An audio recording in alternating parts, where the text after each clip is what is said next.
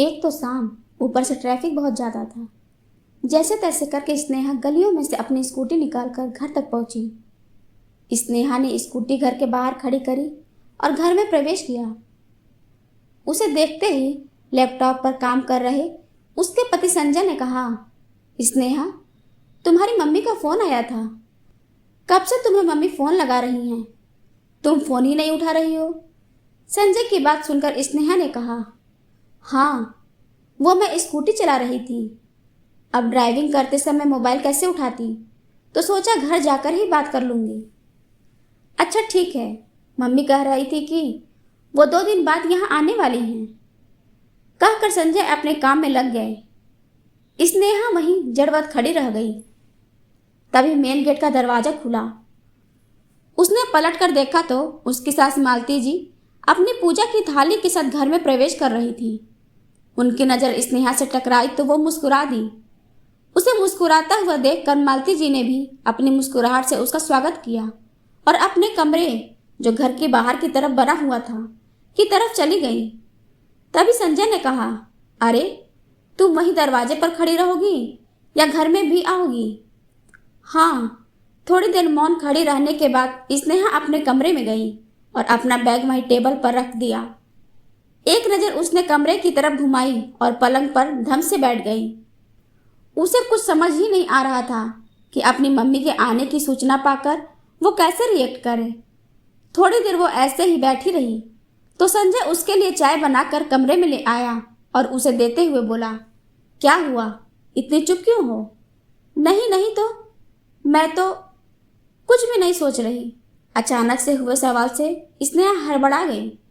उसकी हालत देखकर संजय उसकी मनोदशा समझ चुका था। फिर भी उसे तसल्ली देते हुए बोला, देखो स्नेहा, तुम समझदार हो। अब जैसे भी हैं वो तुम्हारी मम्मी हैं। अब उन्हें कैसे हैंडल करना है ये तुम पर निर्भर करता है। संजय की बात सुनकर स्नेहा बिल्कुल चुप हो गई। थोड़ी देर तक कमरे में मौन पसरा रहा। तभी बाहर मालती जी के कमरे में से मसाला कूटने की आवाज़ आई। शायद वो अपना खाना बना रही थी। उस आवाज़ से दोनों की तंद्रा टूटी। संजय ने उठकर उसे उसकी चाय हाथ में देते हुए कहा, क्या हुआ, क्या सोच रही हो? स्नेहा कुछ सोचकर बोली, संजय, क्या कुछ दिनों के लिए हम मम्मी जी को दीदी के घर नहीं भेज सकते? उसका सवाल सुनते ही संजय उसे गौर से देखने लगा। उसे इस तरह देखते देख कर स्नेहा बोली, आप दीदी से बात करेंगे तो दीदी जरूर समझेंगी। मैं नहीं चाहती कि पिछली बार की तरह इस घर में ऐसा कुछ हो। ठीक है, मैं दीदी से बात करता हूँ। कहकर संजय बाहर चले गए। स्नेहा उस दिन को याद करने लगी जब वो दुल्हन बनकर इस घर में आई थी। घर में ले देकर 3 सदस्य, मालती जी, संजय और स्नेहा। एक ननद भी थी जो कि शादीशुदा थी। मालती जी स्नेहा से खूब प्रेम रखती थी। कोई देखकर कह नहीं सकता था कि ये सास बहू हैं। सब कुछ बहुत अच्छा चल रहा था कि उसकी शादी के 4 महीने बाद उसकी मम्मी 10 दिन उसके पास रुकने के लिए आई। कितनी खुश थी वो उस दिन की उसकी मम्मी उसके पास आ रही हैं और 10 दिन उसके पास रुकेंगी भी। उसकी खुशी देखकर मालती जी और संजय दोनों खुश थे। उसकी हर तैयारी में मालती जी उसकी पूरी मदद कर रही थी। खैर, उस दिन मम्मी शाम को घर आ गई। काफ़ी देर तक हॉल में बैठकर वो स्नेहा और संजय से बात कर रही थी तो मालती जी भी वहीं बैठी हुई थी। उनका रहने का बंदोबस्त बाहर वाले कमरे में करा गया था। जब स्नेहा उन्हें उनके कमरे में छोड़ने गई तो मम्मी ने मुंह बनाते हुए कहा, हे भगवान, स्नेहा तू कैसे झेलती है ये सब? अचानक अपनी मम्मी के मुंह से यह सब सुनकर स्नेहा चौंक जाती है और पूछती है, क्यों, क्या हो गया मम्मी? ऐसा क्या देख लिया आपने मेरे घर में? उसके सवाल से उसकी मम्मी अपने सिर पर हाथ रखते हुए कहती हैं, हे भगवान, स्नेहा तुम सीधी सादी हो ये मैं बचपन से जानती हूँ, पर बेवकूफ़ भी है ये आज पता चला। तुझे बिल्कुल समझ नहीं है कि तेरी सास कितनी तेज है। एक पल के लिए हम लोगों को अकेला नहीं छोड़ा। अरे हम क्या उनकी बुराई कर रहे थे? उनकी बात सुनकर स्नेहा हंसते हुए बोली, क्या मम्मी आप भी? जब घर के सारे सदस्य वहाँ बैठे हैं तो वो भी तो वहीं बैठेंगी। उसकी बात सुनकर स्नेहा की मम्मी ने उसे पलंग पर बिठाते हुए कहा, अरे तू तो पूरी पागल है, तुझमें अकल तो है ही नहीं, थोड़ा दिमाग लगा। वो वहां से हिली तक नहीं कि कहीं तू अब मुझसे अपने दिल की बात ना कह दे। और सबसे बड़ी बात, उन्होंने मुझे बाहर का कमरा दिया है, यही इज्जत है तेरे घर में मेरी। स्नेहा मुस्कुराते हुए बोली, कैसी बात करती हो मम्मी, यह घर भी आपका ही है और बाहर वाला कमरा क्या होता है तो इसी घर का हिस्सा ना। आप भी ना कुछ भी बोले जा रही हो। स्नेहा का जवाब सुनकर उसकी मम्मी चुप हो गई। रात का खाना खाने साथ बैठे तो मालती जी खुद स्नेहा की मम्मी को खाना परोस रही थी। बड़े प्यार और मनुहार से उन्हें खाना खिला रही थी। जब रात को सब सोने गए तो स्नेहा अपनी मम्मी के पास उसी कमरे में आ गई। तो फिर उसकी मम्मी ने कहा, स्नेहा, मुझे तो तेरी सास का रवैया बिल्कुल अच्छा नहीं लगा। मुझे खाना तो ऐसे खिला रही थी जैसे जिंदगी में मैंने कभी खाना देखा ही ना हो। स्नेहा अपनी मम्मी का हाथ अपने हाथ में लेकर उन्हें समझाया, मम्मी आप फिर वही बातें लेकर बैठ गई। मैं यहाँ बहुत खुश हूँ और मम्मी जी मेरा पूरा ख्याल रखती हैं। आपको पता नहीं क्यों सब कुछ गलत नजर आ रहा है। स्नेहा की बात सुनकर उसकी मम्मी आंखों में झूठे आंसू लाते हुए बोली, बेटा मैं तेरा गलत तो नहीं चाहती, पर जो मुझे लगा मैंने वही तो कहा। अपनी मम्मी की बात सुनकर स्नेहा को भी थोड़ा थोड़ा उन पर विश्वास होने लगा था। आखिर अपनी माँ की आंखों में आए हुए आंसू को कौन सी बेटी गलत ठहराएगी। अब वो मालती जी के साथ अपने रिश्ते को लेकर कंफ्यूज रहने लगी थी। जब तक उसकी मम्मी वहां रही वो हमेशा मालती जी के लिए स्नेहा के मन में जहर भरने का काम करती रही। कभी उससे कहती कि तेरा कमरा छोटा है जबकि मालती जी का कमरा बड़ा है, उन्होंने जानबूझकर तुझे छोटा कमरा दिया है। मालती जी खुद आगे से बढ़कर अगर रसोई में कोई काम करने लगती तो वो स्नेहा से कहती कि देख ले, तेरी सास को बुरा लग रहा है कि तूने काम छोड़ दिया, इसलिए खुद करने लग गई। ये सब सास लोगों के अपनी बहू से काम कराने के तरीके होते हैं। अगर मालती जी उसके ऑफिस से आने से पहले खाना तैयार कर देती तो कहती कि अपने बेटे पर अपना हक रखना चाहती है, इसलिए तेरे आने से पहले खाना बना लेती है ताकि तू अपने हाथों से संजय जी को कुछ बनाकर ना खिला पाए। धीरे धीरे स्नेहा पर इन सब बातों का असर होने लगा था। पर जिस दिन उन्हें घर से रवाना होना था उसके एक दिन पहले स्नेहा के घर की शांति आखिर भंग हो ही गई। उस दिन स्नेहा अपने कमरे की सफाई कर रही थी तो उसकी मम्मी उसे जबरदस्ती अपने साथ बाजार शॉपिंग कराने ले गई थी। उन्होंने शॉपिंग से आने के बाद सारा सामान यूं ही वहीं हॉल में लाकर रख दिया। तभी मालती जी भी उन लोगों के लिए पानी की ट्रे लेकर आई और वहीं आकर बैठ गई और सामान की तरफ देखते हुए बोली, आज तो लगता है आप दोनों पूरा मार्केट ही खरीद कर ले आई हो। स्नेहा, तुमने तो बहुत खर्चा करवा दिया अपने मम्मी का। मालती जी का इतना कहना ही था कि स्नेहा की मम्मी ने कहा, अब समधन जी, माना कि बेटी ब्याह दी है, पर इतना तो हक बनता ही है ना कि उसे अपनी मर्जी का कुछ दिला पाऊं।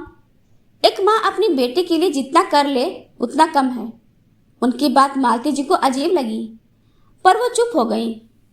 लेकिन तभी संजय कमरे के बाहर आकर मजाक में बोला, अरे स्नेहा, इतना सारा सामान तो ले आई हो, लेकिन रखोगे कहाँ? अभी तो अपना कमरा पूरा फैला पड़ा है। संजय की बात सुनकर स्नेहा ने कहा, हाँ, मेरा कमरा छोटा है ना, तो मैं सामान कहाँ रखूंगी? उसकी बात सुनकर संजय झेप गया, जबकि मालती जी हैरान होकर उसकी तरफ देखने लगी। संजय ने कहा, अरे इसमें कमरा छोटा है या बड़ा है वाली बात कहाँ से आ गई? उसकी बात सुनकर स्नेहा अपनी आवाज तेज करते हुए बोली, भला क्यों नहीं आएगी बात?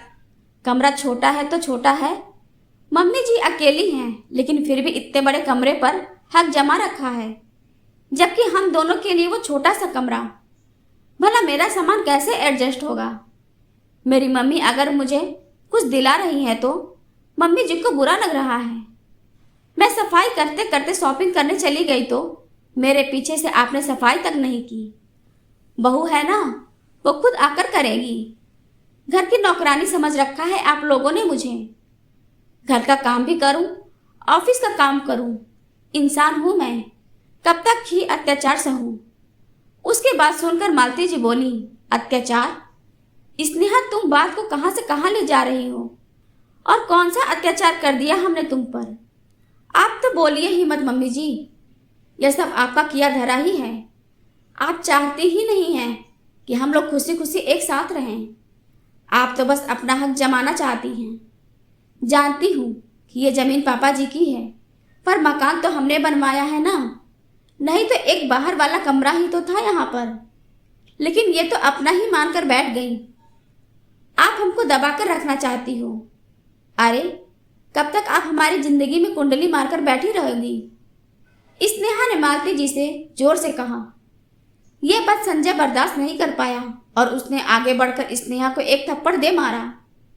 मालती जी संजय के पास आई और उसे डांटने लगी। संजय, तू पागल हो गया है? ये तेरी पत्नी है, इस पर हाथ उठा रहा है। इतने में स्नेहा की मम्मी भी बोली, समधन जी, मिल गई तसल्ली आपको? मैंने अपनी बेटी यहाँ मार खाने के लिए नहीं दी है। जब आप मेरे सामने ही इसके साथ ऐसा कर रहे हो तो मेरे पीठ पीछे तो पता नहीं क्या क्या करते होगे। मेरी बेटी मुझे भारी नहीं हुई है, ले जाऊंगी इसे मैं अपने साथ। संजय अपनी सास से कुछ कहने को हुआ तो मालती जी ने शांत रहने का इशारा किया और फिर आगे बढ़कर वो स्नेहा से बोली, मुझे नहीं पता था कि तुम्हारे मन में मेरे लिए इतना जहर भरा हुआ है। मुझे तो लगा कि तुम मुझे अपनी मम्मी जैसी इज्जत देती हो। आप और मेरी मम्मी एक सास कभी मां नहीं बन सकती। इसका सबूत देख लीजिए आप। आपके बेटे ने मुझे थप्पड़ मारा है। पड़ गई ना आपके कलेजे को ठंडक आज? स्नेहा गुस्से में बहुत कुछ उगल चुकी थी। उसे बिल्कुल भी अंदाजा नहीं था कि वो क्या क्या बोल गई। उसी समय संजय और स्नेहा आपस में बहस करने लगे। ठीक है, मैं अलग हो जाऊंगी। मालती जी के अचानक कहने से वहां पर मौन पसर गया। मम्मी, आप ये क्या कह रही हो? आप भला क्यों अलग? संजय ने कहना चाहा तो मालती जी ने उसे रोक दिया, क्योंकि मैं तुम लोगों को अलग होते देखना नहीं चाहती और वैसे भी मैं अपनी जिंदगी सम्मानपूर्वक जीना चाहती हूँ। इतना कहकर वो चुपचाप अपने कमरे में चली गई। वहीं स्नेहा अपनी मम्मी के साथ अपने कमरे में जाकर बैठ गई। संजय वहीं हाल में एक तरफ सिर पकड़कर बैठ गया। तकरीबन आधे घंटे बाद मालती जी अपने सामान के साथ अपने कमरे से बाहर निकल आईं और बाहर बरामदे वाले कमरे के दरवाजे के पास आकर खड़ी हो गईं। उन्हें देखकर संजय ने कहा, मम्मी, ये सब क्या है? संजय अपनी पत्नी से कहो कि मेरे पति के बनाए हुए कमरे को खाली कर दे और अपने घर में रखे। आज से मैं इसी कमरे में रहूंगी। मालती जी ने तटस्थ होते हुए कहा। आखिरकार संजय ने खुद जाकर वो कमरा खाली किया और मालती जी ने उसमें अपना सामान रख दिया।